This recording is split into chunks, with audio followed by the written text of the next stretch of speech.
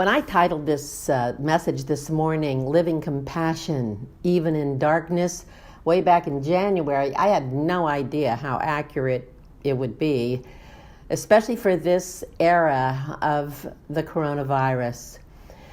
But here we are.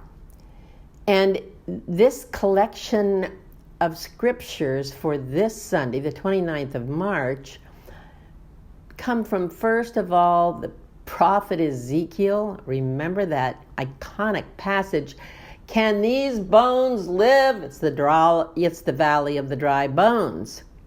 And it is an amazing place to wake up and find yourself, which I think pretty much all of us have done that lately.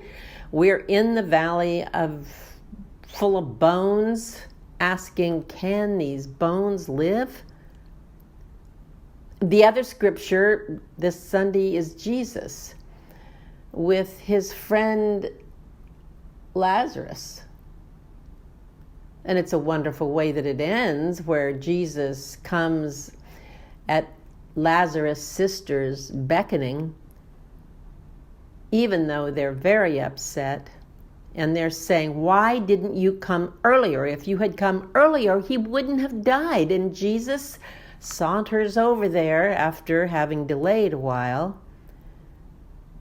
and he brings him out of the tomb. It's a stunning experience, and we don't linger too long because we don't want to ask what it was like having Lazarus at Sunday dinner when he just came out of the tomb. But there's something in there about our human experience of wishing we could make that happen. A friend of mine just went into hospice. And if there's one thing I could wish, it would be that he would somehow jump the tracks of mortality. He seemed like the kind of person who might be able to do that. He has this superhero, action figure kind of persona. But no, so far, it doesn't seem that that's the way it's going to go. But still, the more we love those who are near us, the greater the grief in seeing them go. And so it was with Jesus, because it says that he had this great disturbance in his spirit, and that he was greatly moved when he came to that tomb. I do think it's our imaginations and our creativity that combines with our compassion that sees us through a time like this. That's what living compassion really is about. It's being able to connect to our creativity. One person may go to her wheel, as we saw Jean do a few weeks ago. Turn the clay into a living memorial of someone that they love, some little piece that they can have in the house that every time they look at them. Because the potter communicates with the clay and makes something out of her imagination that will live.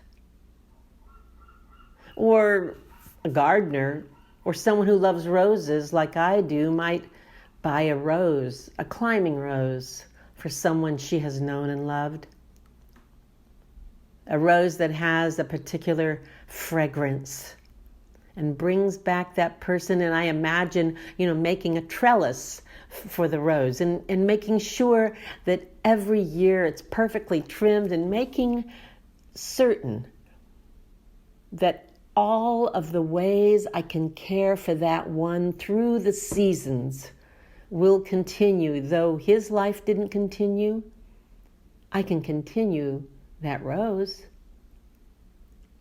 See, we've been given this divine imagination to make sure that we continue with our friends and our loved ones, even though the first kiss and the first tear are intimately connected, we still have a way of connecting to each other over the eras, through the years, that goes beyond their death.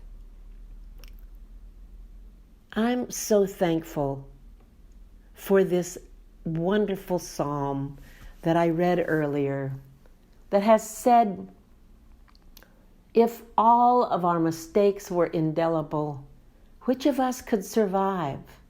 But you have forgiven us even when we cannot forgive ourselves. See, there's so much good news, and there's even, maybe especially good news, even in grief. I read the words of someone I know who lives far away, who wrote of her mother's death a year ago. Waft her angels through the sky, far above the azure plain, words from Handel. But just the thought of a daughter's love for her mother and how we see each other through. We see each other through life, and then we see each other through death. And then we see each other through death again, as we know that Lazarus died again.